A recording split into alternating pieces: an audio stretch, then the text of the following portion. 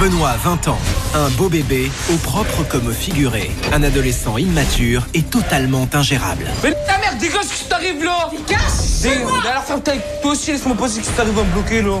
Placé en foyer à l'âge de 10 ans, le jeune homme traite aujourd'hui sa mère comme le dernier des souffres-douleurs. Va faire à bouffer, j'ai faim alors. Ferme ta gueule.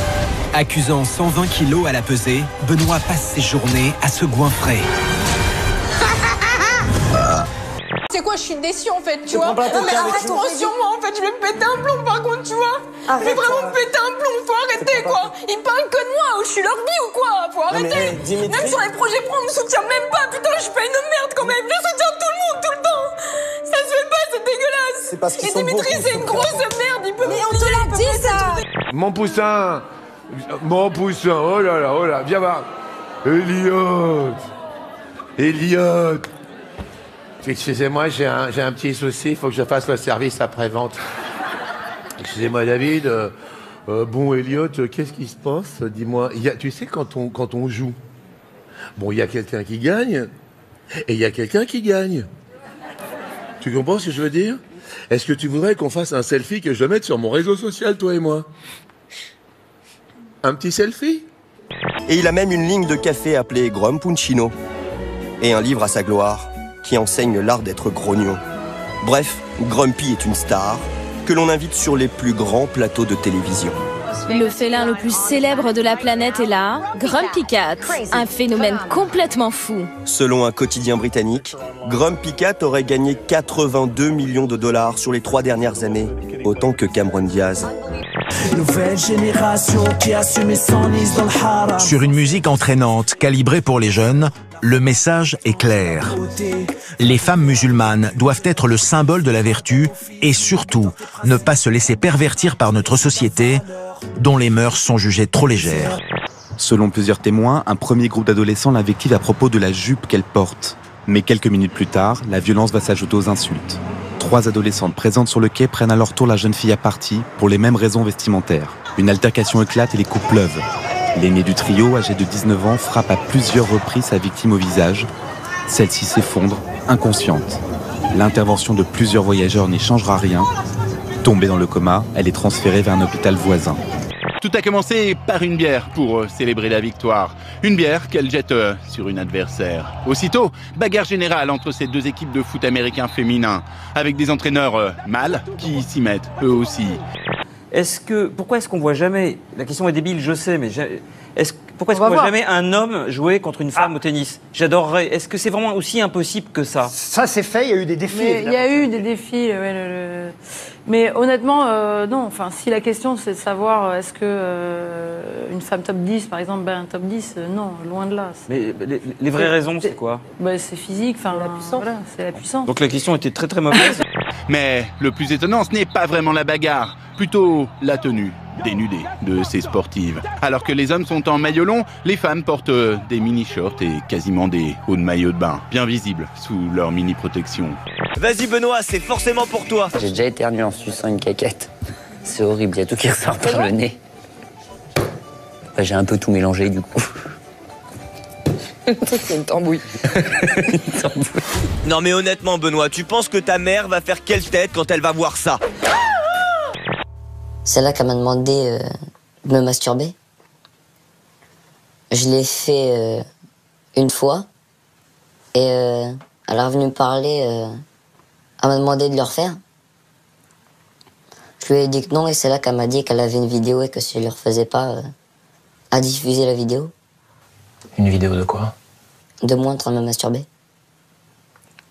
Et qu'elle allait le dire à mes parents, à mes proches. Ça passera pas. Elle est malade. Elle a la gastro-entérite. Non, elle a le goût sucré dans la bouche, ça te va? Bah, c'est ça de sucer des billes. Bah, dis quelque chose, maman. Avec son rire narquois, Benoît se moque de sa mère. Je veux pas te laisser comme ça. Va-t'en. Je fais des petites caresses, des petits bisous à Carla, elle me demande d'arrêter, mais au fond, ça veut dire continue, et voilà, j'en profite à max. Salut, encore là, tu me fais du mal. J'étais sûr. J'étais sûr qu'il allait dire ça. Je sens que, bah voilà, je suis peut-être proche du but. Ils veulent te réduire à un objet de désir. Une femme aux mœurs légères, comme ces modèles qu'on nous impose en vue de vous pervertir. C'est interdit de voir des femmes comme ça, c'est pas des objets. Amen. Tu vois ce que je veux dire? Ça, on appelle ça la police islamique. Son manège provoque un attroupement. Certains s'en amusent, d'autres sont exaspérés. Mais qu'est-ce que tu veux imposer aux autres? Nous, on n'emmerde pas notre monde ici. On n'emmerde pas notre monde. Mais oui, tu vois pas le mal. Mais vos musulmans n'en ont rien à foutre. Moi, je suis chrétien.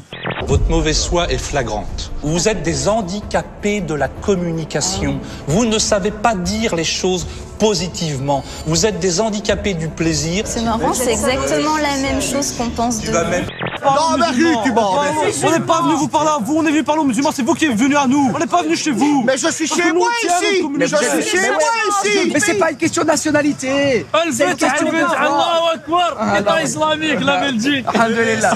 Oui, la charia pour la Belgique.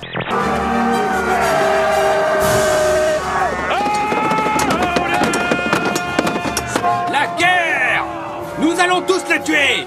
Tous un par un! Jusqu'au dernier! C'était mardi à France Télévisions, motion de défiance contre le directeur de l'information, Michel Field, motion votée à plus de 65%. Oui, Thomas, on en a parlé ici sur ce plateau la semaine dernière. À la question « Faites-vous confiance à Michel Field pour diriger l'information de France Télévisions ?» Plus de 6 journalistes sur 10 ont répondu non. Un revers pour le patron de l'info de France Télé qui est dans les bureaux depuis seulement 5 mois.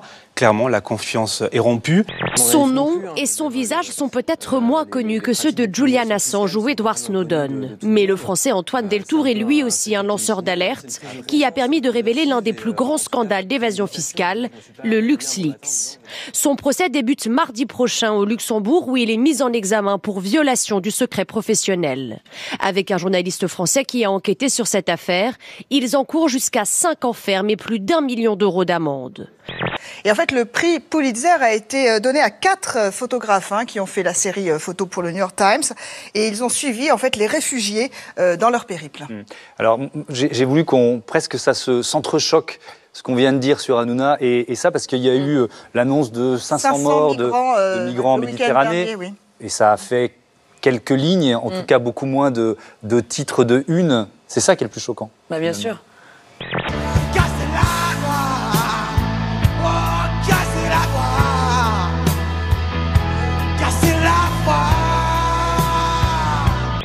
Qu'est-ce que vous avez retiré de cette belle expérience? Nous, on a rencontré des gens formidables et des enfoirés. It gives you an inner peace and it keeps you, your mind from being stressful and depressed.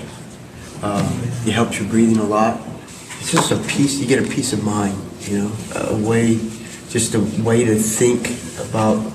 Like me, I use this time when I meditate, whatever, to think about the good things and the qualities that are inside me. And what I can express to other people too. Mon mouvement à moi, c'est celui-là. Qu'est-ce que c'est que ce mouvement? C'est un mouvement qu'il faisait quand il avait 20 ans, je m'en rappelle. Donc c'est quoi l'idée? C'est que je porte ma tartine à ma bouche et en fait tout à coup elle m'échappe des mains. Exactement. Elle m'échappe des mains, que se passe-t-il? Ah, mince. Voilà. Ah, Murphy a tort. Mais c'est vrai, Murphy a tort, regardez. Il était vraiment pessimiste, ce Murphy. Pessimisme crasse.